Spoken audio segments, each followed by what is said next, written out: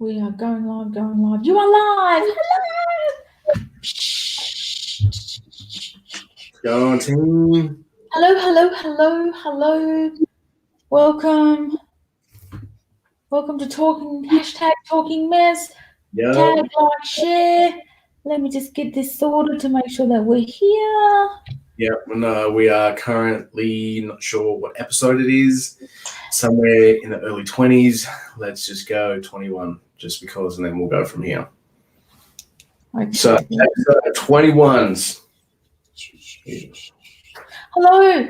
Make sure that you tag somebody that you think might be interested in talking with the #Mess. Yep. Send some love, likes, all of the good stuff. Welcome. All of the good things. That you are well. Yep. Hoping that everyone's good, had a great day. And yeah, hoping that it was good and everyone was safe where you're at. Excellent. I just got a little IG thing that says Demos Boxing has started a live video. I love it. Welcome to those on Facebook. Hello. Make sure you tag, like, and share. True. This is Karen and Eldine talking. Yes. Indeed it is. Clearly, you have to have the talking mess with the very high octane. Don't need that. Well, you do, because it's standard. Like, otherwise it's just really boring. I don't think you do.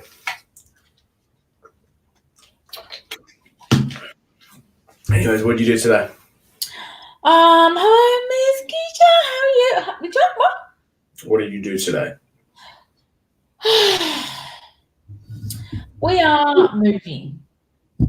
Packing, moving, packing, moving. It's just yuck. The removalist, which is 3 guys in a truck, arrive on Tuesday. We have Uncle Morris's backup, and then your father is going to help him as well. No, so hopefully, huh? I said no, he's not. He's very right. Yeah, not sure. Yeah, let's go with that. So that's the excitement of it. So it's just sorting through stuff. The transition in between is the horrible part because we're half here and half there. True. Very true.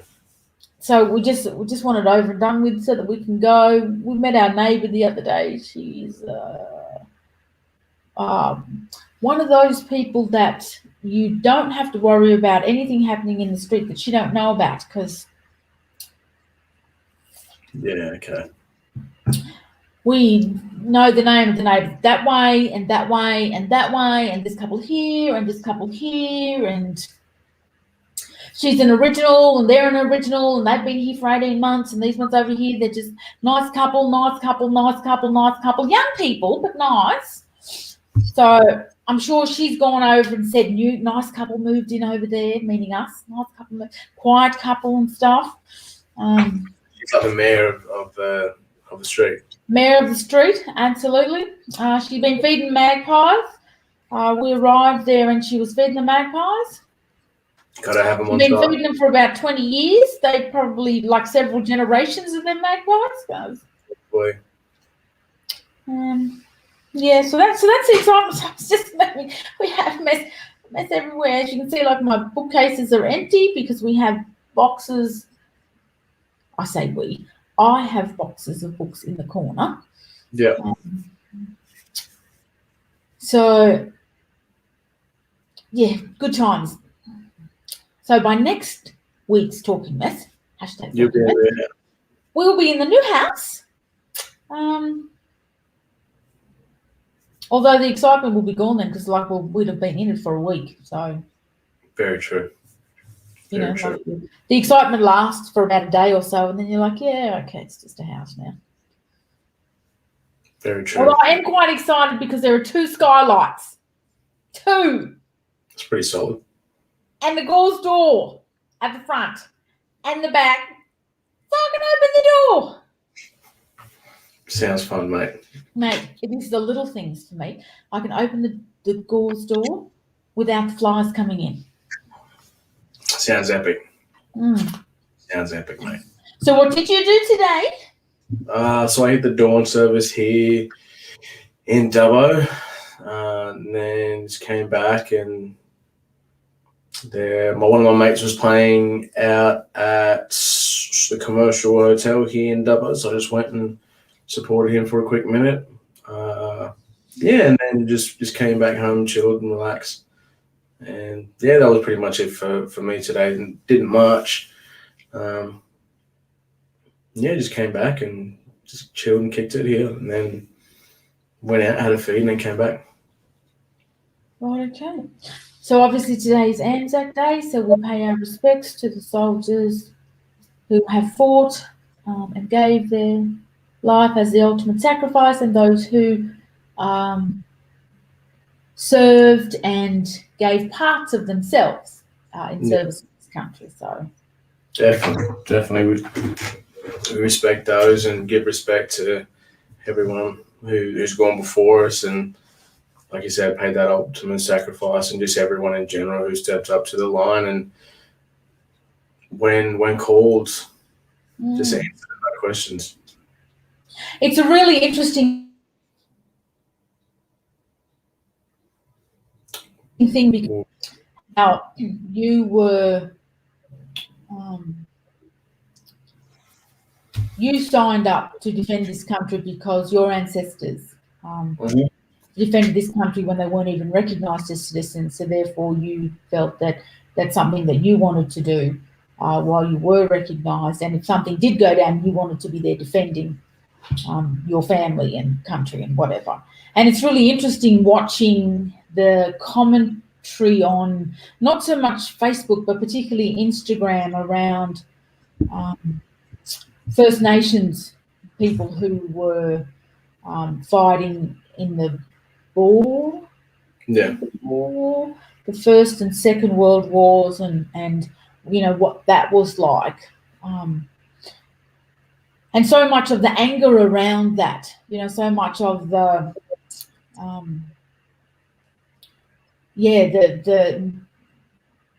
the anger, the negativity around, you know, how the people came back and they weren't recognised, and how they had to pretend that they weren't Australian to get over there and stuff. And so it was a really interesting, I guess, space to step back and read the comments and stuff from people's the different perspectives. You know, having you as a child who was in the services, just the different spaces. You know, I can see where I understand that where they're coming from, and then also understanding that, you know, you made that choice and was willing to make that ultimate sacrifice yourself. And again, just I guess observing the commentary around that was really interesting for me.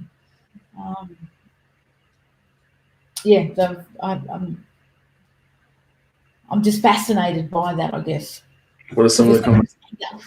What are some of the things that you heard? Oh, so there were just people talking about you know, people weren't, and I don't know whether or not, you know, a couple of people were talking about, you know, Aboriginal people going over and being used as human shields and all that sort of stuff. I don't know whether or not that was true. I know that, you know, that here in Canberra they've had the old Woden Plaza, the whole old Woden Town building. It used to be the MLC Tower, and now it's Lovett. And you know, so I know that they fought and were recognised as officers and stuff. And the photos that you've seen of them were very much, they were a part of, you know, their troops and their company and stuff. Obviously, when they came back here, it was different. But over there, they seemed to have been just a part of the team. Part of the company. I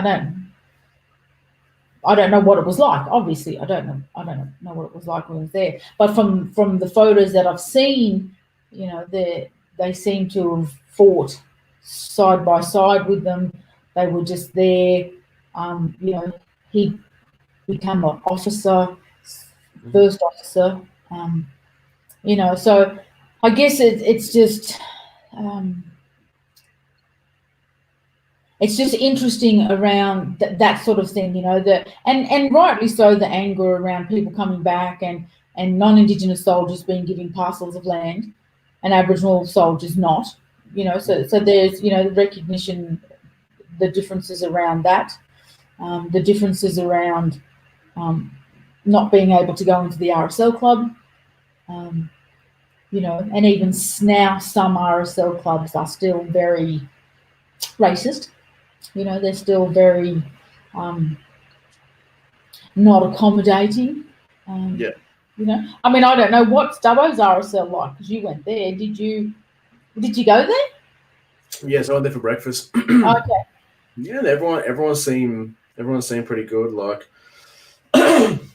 here, there was no what's the word? Like there was no like animosity or anything like that. Everyone was just there for that same reason. Like everyone had served or serving, so everyone's there for that common goal. And I guess like if I had to speak on that, Aboriginals and Torres Strait Islanders going over and fighting. Once you're put through a whole lot of shit with different people, it just brings you together. Like, you can, that struggle builds a bond that is just, unbreakable. Like I've seen how close people are.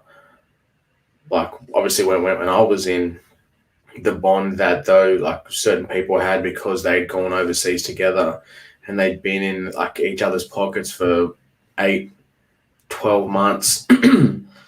It was just like, wow, okay. And then like added on top of that would really just be, it would be like a tenfold, because if you're going to actual and seeing the horrors of war with someone, it just, I guess like all that other kind of stuff just fades away. Yeah. That stuff here back home, it's like, you're, regardless if people acknowledge you or not, like you're doing something that they didn't want to or couldn't do. So I guess like they found us, I would assume they found some small solace in that. But then to come back and be like, man, not recognized for the contribution that I'd made over there. Like I could see how, I can see both sides of the coin. Absolutely. And I guess it just makes the appreciation of the progress that we make just that much more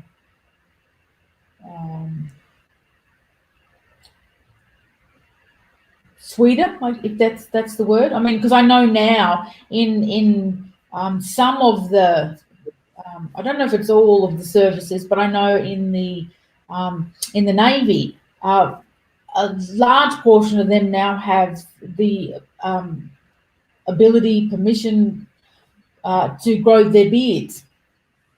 So that cultural,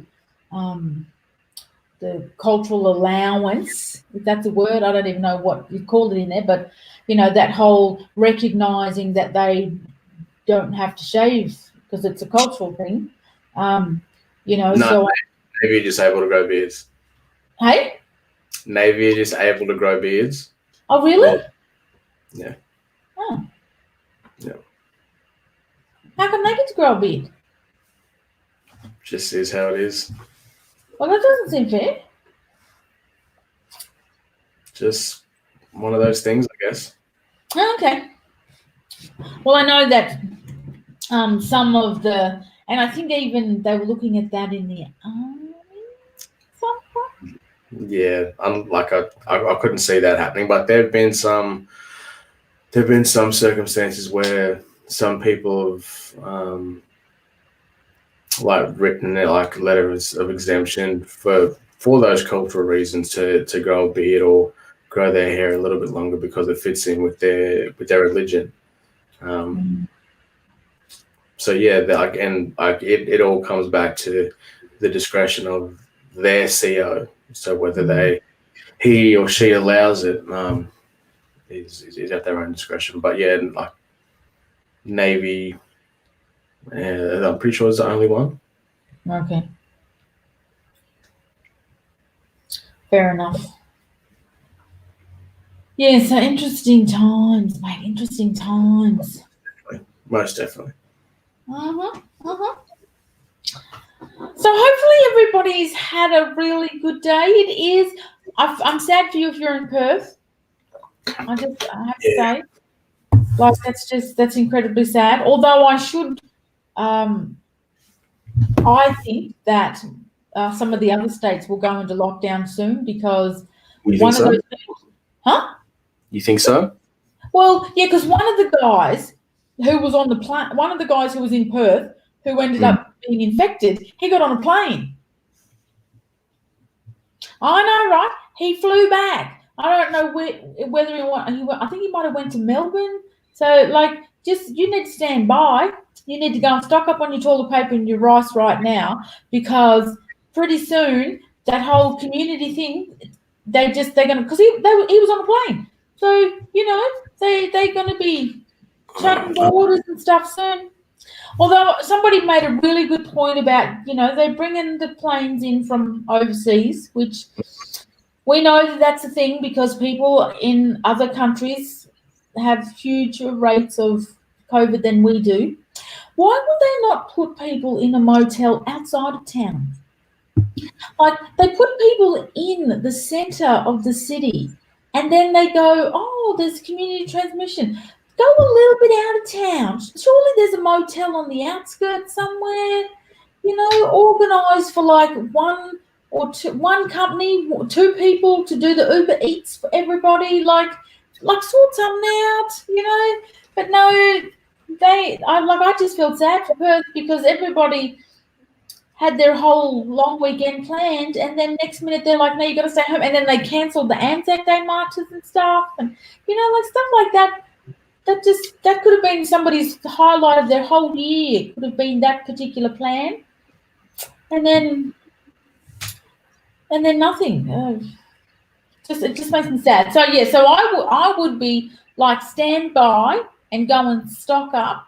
Because Melbourne's so quick, like Dan will just shut us down. Boom, he's telling you, stay home. That's it. You get 5 minutes notice with him. They get one community transmission and boom, that's it. Everything's closed, locking you at the border. So just don't be surprised if that happens because, like I said, he was on a plane. Idiot.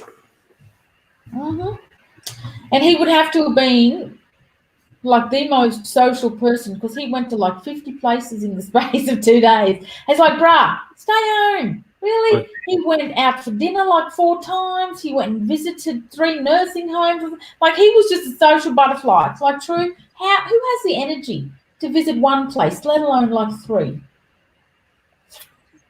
Who knows, mate? Yeah. So who knows? Who knows? So what are we doing? What are we talking about? What's happening? What's going on? Like I don't know. What are we talking about? I guess we're kind of just reflecting about, I guess, like obviously to today and what that means for everyone. But I guess like just reflection in general, I guess is a great I guess aspect of today. Like we're able to reflect and my bad. Like reflect and pay homage to to those who've gone before us and just been through extreme hard times. And I guess that it's good to be able to, one, see that, but then come back and reflect on us as well and what our decisions that we've done, and really just, like reflect and how can we progress forward in whatever kind of way we choose. Yeah, and it's really interesting. We don't. No, just said we don't have any comments. Sometimes they don't show up, but and it's really interesting as well. I think because I think it's easy to have an opinion of something that you haven't been a part of. So people have an opinion about like the services who weren't a part of it. Yeah. And so I've not been in that part of it, but I've been skirting around the outside because you've been in it. Mm-hmm. But you have actually been in the center of it. So I'm interested to know from you, particularly because you also know what it's like to sacrifice and to not be recognized for it. So for those people who don't know, I think we did talk about it before, but you ran in when somebody was hurt and didn't get recognized for that. And so it's interesting because all of the commentary that I saw was from people who weren't in the services, who didn't have family who were in the services. They were just people that they knew or, they'd read about or whatever.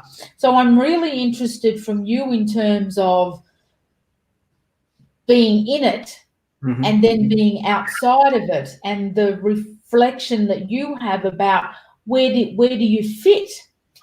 Because going in, you were going in as a soldier, an Aboriginal soldier, a soldier who was Aboriginal, an Australian soldier who's Aboriginal. Because you were probably any and all of those things. Yeah. So I'm interested in your perspective because you've been in it and also then outside of it. Yeah. So like that's a really good question, and like it has such a complex. It's so complex, and I don't think there's like any one right answer. Like, there was, before I went in, I was, it's that, Aboriginal soldier, and obviously like I'm proud, Wiradjuri man from here. So it was like, I'm going in and I'm an Aboriginal soldier. And then when I went and did, the IPRC, like it really, like it switched a little bit where it's like, okay, it's like soldier and then Australian soldier, like they cover everyone. Like it's not just like one set of people, it's not like blacks and whites and Asians and like all different ethnicities.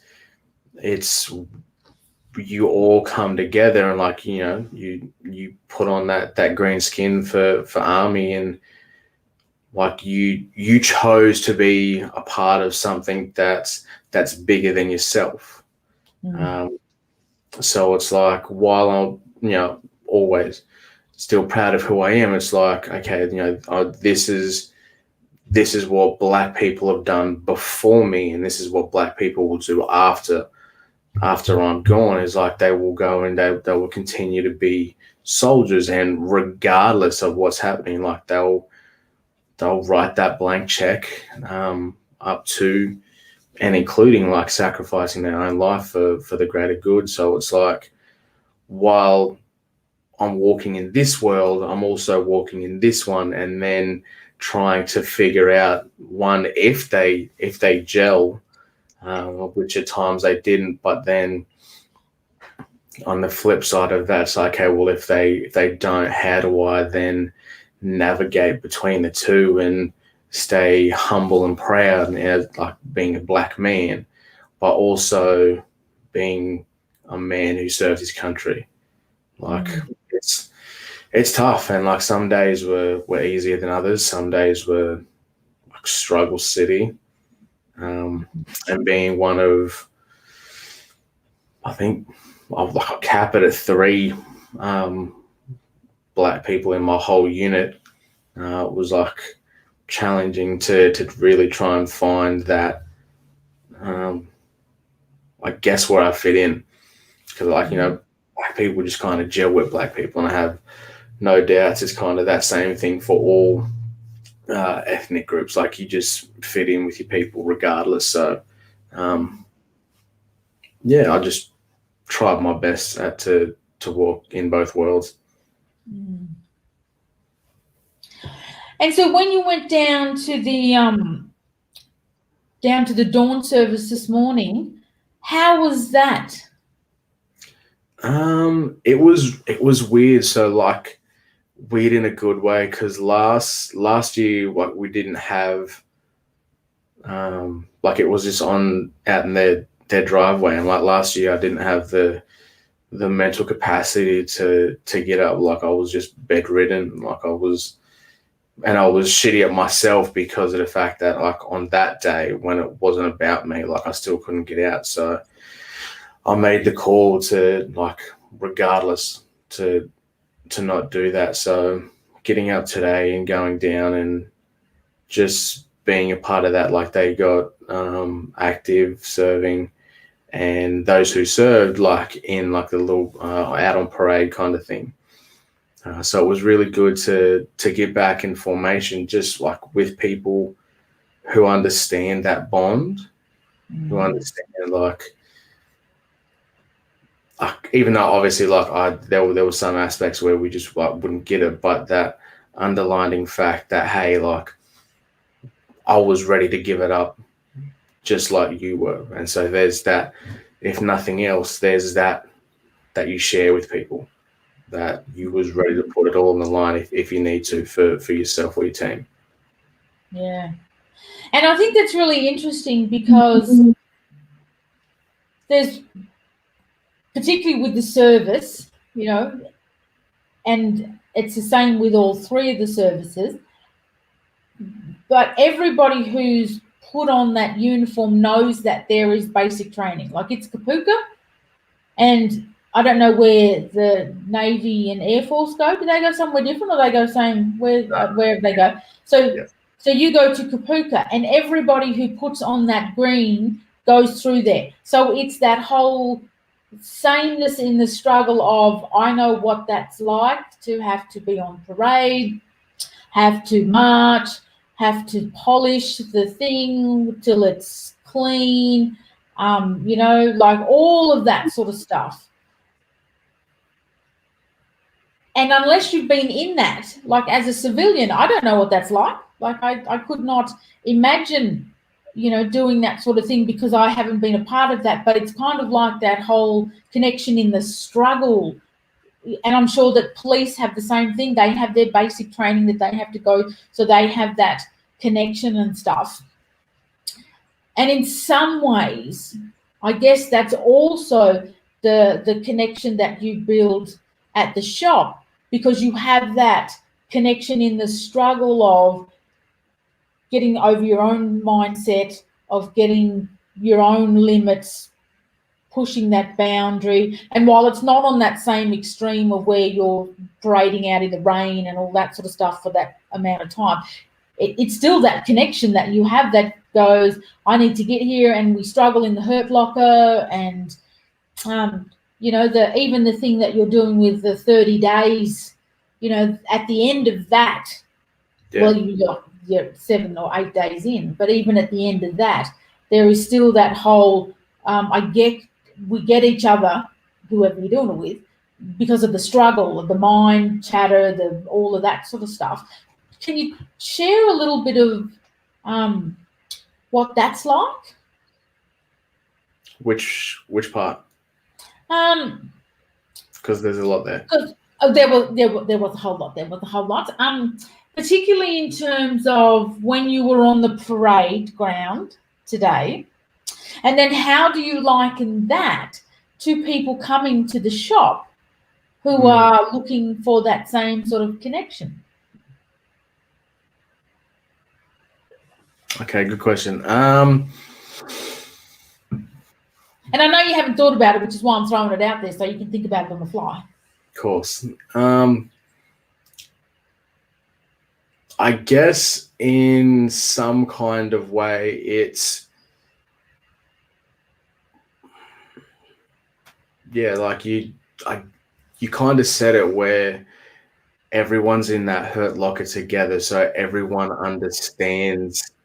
Everyone understands, like my pain that I would push myself to is not the same as your pain that you would push yourself to, but yet we're still both pushing to our limits. And then obviously what I do is from the back as a coach, I'm like, all right, cool, we hit this. Now let's continue to move forward, right? So you both hit whatever level that you're at, but then you both move together.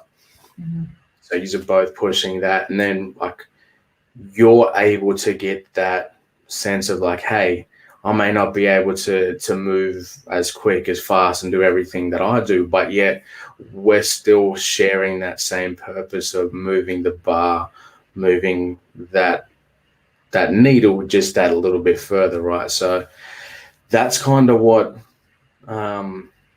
it's like at the gym. And then it's same kind of thing, like how it felt this morning, is that I was around those people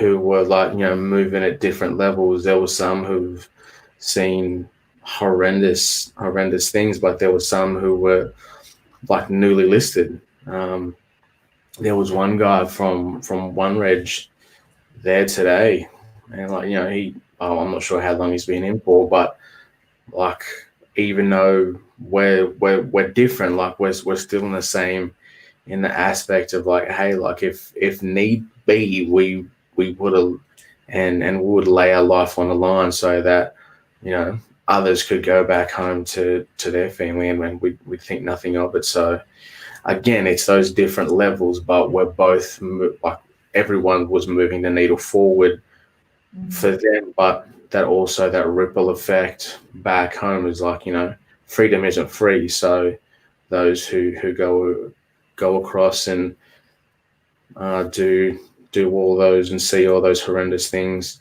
on behalf of us, that's what we, I guess, kind of emulate at the gym a little bit, if that makes any sense at all. Yeah, absolutely. And I love the point where you bring up that freedom isn't free because somebody's paying for it. Yeah. And like most people think like, it costs so much, but freedom in the fact that it's time away from loved ones. It's the countless hours doing whatever it is, the training, the preparation, the knowing before you accept the fact, like knowing, like I knew before I joined the army that if I'll need be, that I'll be like, okay, there's a chance that I'd have to give my life if that was the case. And then it's like, well, okay, there was a whole stage with dealing with that, and then coming to terms and being okay with the fact that, yeah, like if need to, I'm cool. And I think everyone would rather they'd rather it be themselves so that everyone else could go back home to their family. And yeah. Wow. And so do you have when you were in there thinking about that stuff, do you have conversations about that? Or No. is it just kind of implied? Yeah, like it's just implied, like, and it's drilled in at Kapooka for sure, but you don't really, excuse me, it's not really spoken about, like, because everyone knows, like, if you get the call up you're going, and then that's what everyone wants to do, right? No one wants to join the '96 Chicago Bulls and just be a part of the training squad. Like you want to get out there, you want to do your job, you want to represent and be a part of a long lineage of those who've gone before you, and just to be like, hey, look, I've done my part. Yeah, I forgot where I was going with that. Okay. What was it? What was the question you said? Can you remember? Having that conversation, and you were talking about everybody signs up to go and play. Yeah, so like everyone just knows. So there was no real like those heavy kind of conversations, because everyone knows, like, if you get up, that's where I was going. Like, everyone knows that, hey, if you get the call up, boom, you're going. But then, like, I guess like the bigger thing that's like a little bit morbid, but it is what it is, where everyone knows, understands, and has come to terms with the fact that, you know, you write that blank check, and if it ever gets cashed, it's, you know, it is what it is, and you kind of just deal with it afterwards. Yeah, no, that makes a whole lot of sense. And I suppose it's different again for those on the outside, even within the family, to have that understanding of what it's like, and then to have the next level removed for people in the community who are just not able to see that, because for them it wasn't a part of their calling, it wasn't a part of, you know, their path for them to be a part of that. Yeah. The difference, and I suppose, you know, and I'm speaking just for me, because you were in that, it opened the conversation up for what that would be like for us as parents. Whereas if you didn't have somebody within your family, because you were the first within our family, you know, to join the services. So if you didn't have somebody in your family who did that, then that's not a conversation that you would have had. So you could have simply had one thought process around that and one opinion. Whereas because when you have somebody who's gone through it, you cannot help but have different opinions, because it's now a part of your realm. You know, and not saying that's good, bad, or indifferent. It's simply something that you go, well, you were the first one to join the services, so that was a conversation that we've had to have around that, because that's what you did. You know, if you had to join the police force, well, then, you know, being the first in the family in the police force, then it would have been different conversations about, you know, what that looks like. And again, that's one of the things around, you know, which shifts it just a little bit, but around going first means that you have to have those different conversations than you normally do. Like, it's not until you talked about going and doing that wasn't even a thing. You know, and so then because you went first with that, it was like, okay, so we're going to have those conversations about what that's like, and you know, and those sort of things. That's not something that we would have even dreamt of until you did it. It's like, okay, cool, let's have a conversation about that. Let's figure this out. Let's see what that would be like. And again, it comes back to being really interesting around being the first to do stuff. Yeah, definitely. Like, it's, I guess, until you're right, like you just don't know what you don't know, right? So like I had no idea about like what it's like in the army prior, like, and you can obviously try and ask certain questions, but until you actually like go through it, or have someone like close to you go through it, like, it's, you just don't know. So I can understand, like, I can understand the removal. I can understand how it would feel for you guys. Then I can understand one removed from that, like the rest of the family, and then two removed from that would be like the rest of the community, right? So I can see the different levels. And then again, like, being in and then picking and choosing who to have those heartfelt conversations, because it's tiring. Like it's so tiring in the fact, like why do you do it? And like, because it's all heavy answers, right? You're telling like people over and over and over again, like, hey, if this is why I do it, this is what the cost is, and then explaining to like the fourth, fifth person almost in like a month, like, man, I couldn't do it, and they give their little spiel, and you're just like, okay, champion, like, yeah, like I get it and I understand, and everyone sometimes come from a place of awe and all this kinds of things, but it's really not. Like, we just go out there and do something that helps a cause that's bigger than what we are. So some people just can't fathom that. Some people can't imagine fighting for a country that didn't class black people as human, but yet, when the time came, like, black fellas put their life on the line every single time. Like, you can go back that it's documented that, every conflict there was black people were involved. So, but black people weren't thinking about the after effect. They were thinking about, hey, like, this is just the right thing to do, regardless of how I feel or what Joe Blow down the road thinks. Like, it's the right thing to do to fight for this cause and keep here safe. Because if I keep this country safe, that means by like circumstance that I keep my country safe.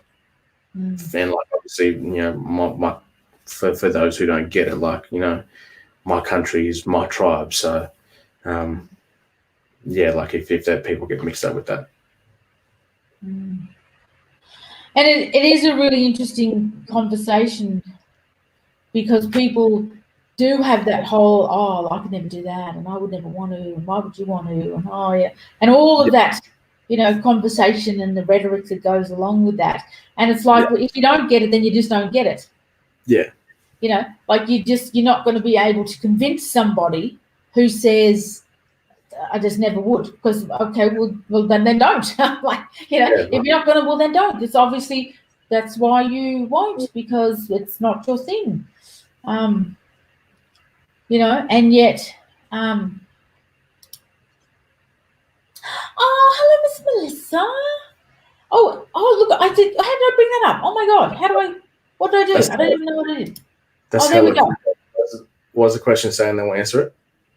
It says, if only the rest of the country would think about the right thing to do. Yeah. So click it back up, because that was good, and then that was awesome. And then we'll answer that. Yeah, like, but again, like, we're looking at it from the lens of what we think is right.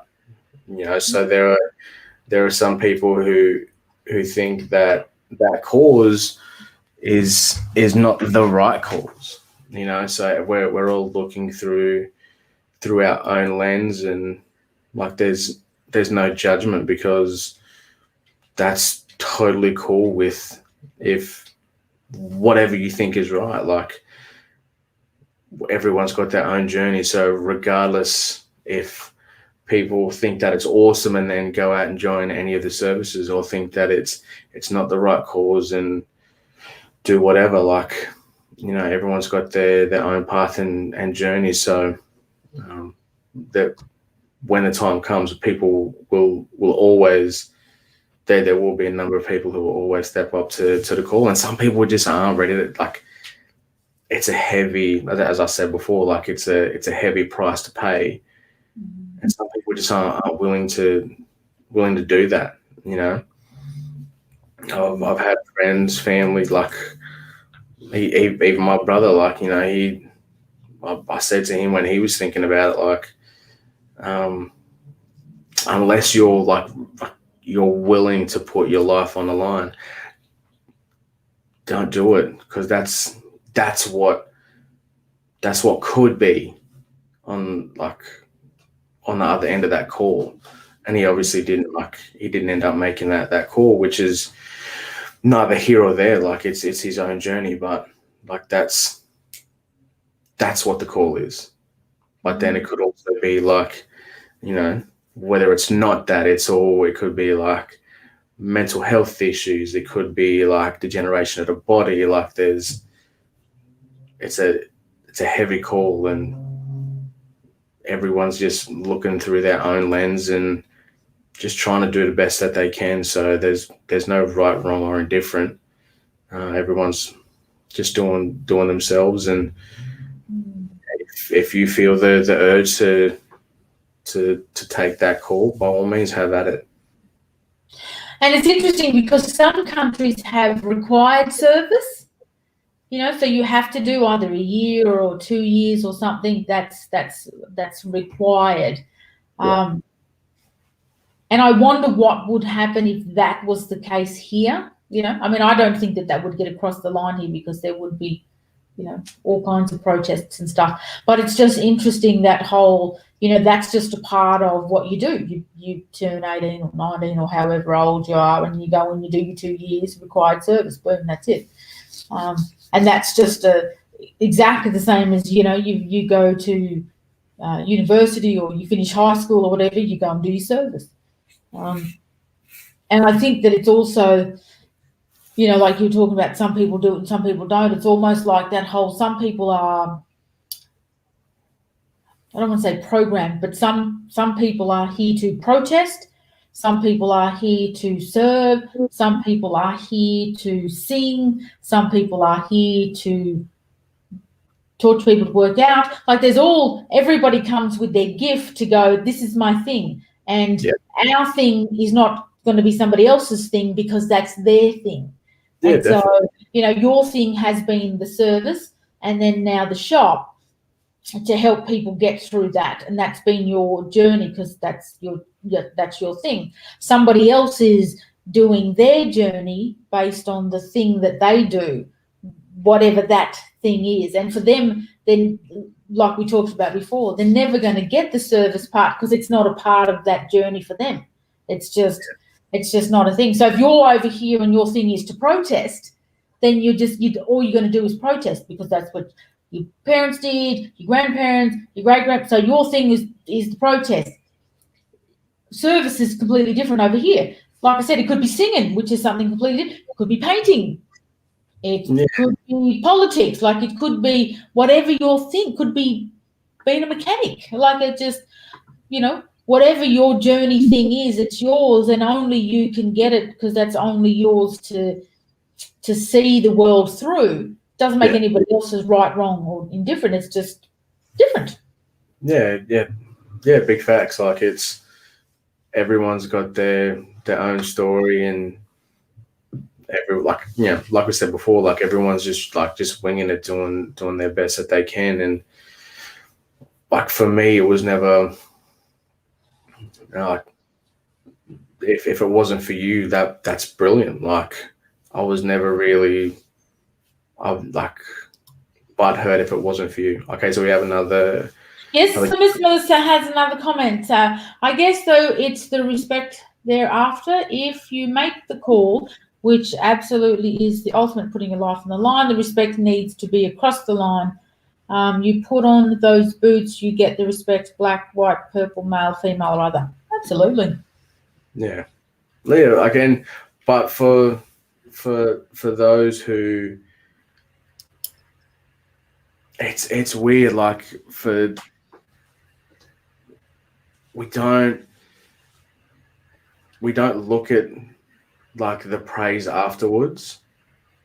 Like, I guess that's from, like, we let civilians kind of just have that one, and if you want to go and do the whole, like, respect thing, awesome. But if not, like, those who served wouldn't be like so totally butthurt about it. Like it's just again, like it's there's a job there to do it. Hey, I'm gonna go do it. And there's a gang of people who think the exact same way, and yeah, people just do it. But yeah, like I guess it's just common courtesy to be like, hey, like we appreciate your service simply because, as I said before, like you don't know what was sacrificed by said person in like the whole grand scheme of things, and we don't know the ripple effect. Like one person could have did this, and then that would have changed the outcome, which then would have changed the outcome of this, and that whole ripple effect. So, but yeah, like when I used to be in uniform and I'd duck down to the shops after work or whatever, like people would be like, "Oh man, thanks so much for what you do." And it's like I appreciate the the kind words, but I guess we kind of feel a little bit like out of place because of the fact like it's just a job and it just needs to be done. So we gone. Yeah. Thank you so much for your comments, Melissa. We really appreciate it. We appreciate you staying with us for the conversation. I mean, it is a Sunday night. There is no more Married at First Sight, is there? So I couldn't tell you. It's pretty horrendous anyways. So thank you so much for that. Yeah. What are your plans for the coming week? What is your focus for this week? In what way? What is your week going to look like? What are you putting your word for the week? What is your focus? Yeah, so obviously class goes back to normal tomorrow, and then I it's just cracking on. Like obviously we've got the week ahead, and just try and bring the best to classes and have fun, and really just doubling down on what we've been doing. Like so it's all about just moving that bar just one small tiny notch in the right direction, and then looking back. So like not too much is going to change in the aspect of like we just going to keep pushing the way that we've been pushing. Yeah, we're not going to change too much. Everything goes back to normal, and then we'll just continue to build on what we've been building on. Cool. We're moving this week. Yuck. That's it. So we will be unpacking stuff and putting stuff away and throwing stuff out and all of the things. That's so yuck. It is so yuck. Yeah, it's just big yuck. So, what are you doing this week? Just moving? Just moving. That's it. Get everything packed and then unpacked if I can get through my week with that. Getting used to the new place, that whole, I think that the worst thing is the in-between. The transition is the worst. It's either here or there. And so I just need to just go. So it's probably ask me Wednesday how I am, because I'll probably be really, really good. We got told that we could have stayed here. Our lease didn't run out until August, so we could have stayed until August. But we were like, boom, no, we're done. House don't want us. We're out. And thank God, because this whole waiting and stuff has just been really, really yuck. So yeah, so that will be us. We'll be moving. Thankfully, again, just like I'm so happy for the little things. We have 3 hairy men coming to move the truck. Thank God. Yep. We have somebody coming in to clean, so we don't do an end of lease clean. Well, I don't clean, so somebody doing the end of lease clean, which is amazing. Somebody's coming to do the yard. Woohoo! Somebody's removing the rubbish. So I don't have to do all of those things. So it's definitely. Melissa said it is an opportunity to clear the energy out with the old, make room for the new. So what we're doing, we're throwing stuff out. So we are moving into the new house without a fridge, without Auntie Kathy's taking the fridge because your father wants a smaller fridge, of course, because when you move into houses, they have a tiny space where the fridge goes. You know how every place we've had, the fridges had to be over? See? Exactly the same. Tiny little, so we're getting a tiny fridge. So that's a good fridge, though. Huh? That's a good ass fridge too. It is a good fridge. It's going. So Kathy's getting the fridge. She's taking the television, the little tiny TV, not your one. She's taking the one in my room. Like I said, we're getting rid of all our stuff. Like everything's just going. So we are definitely, Melissa, going with the downsizing. Yeah. Your father's throwing out all of his clothes, although chances are he'll go and buy even more. That's usually how he rolls, but whatever. Yep. But yeah, so that's me. So hopefully next week when we do Talking Mess, you'll be in the new crib all set up. Be like, oh my God, I love this place. It's so great. It's airy and it's flowy and stuff, and I'll be happy. Idiot.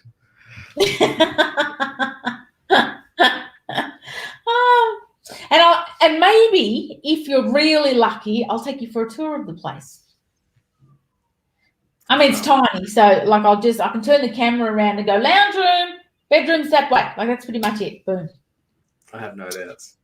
Because you know how this house is really long? Yeah. The other one's it's not long. It's not. Sounds fun. Sounds like a riveting time, mate. Sounds like a very exciting time. And I know you're very sad you're not here to help us. I'm devastated. I can see it all over your face. My heart breaks for you guys. I hear you. So, all right then. It was 9 o'clock. We're going to wrap it up. Yep. So yeah, let's wrap it up. We appreciate everyone for jumping on, sticking with us. If you have any feedback, send it through anywhere. You can also hit me up on my direct line, which is 0467 88 5757. And just let us know what you thought, whether you thought it was shit, was awesome, or anything in between. Any kind of feedback is appreciated. And like if you don't want to like to talk, just hit me up with a message, like whatever. So we appreciate you guys who stuck on. Obviously the Graham as well, who came and gone. Appreciate that. Appreciate you guys for jumping on. Pleasure, Melissa. Thank you for being here. Everybody else as well. See you next week. Deuces. Peace.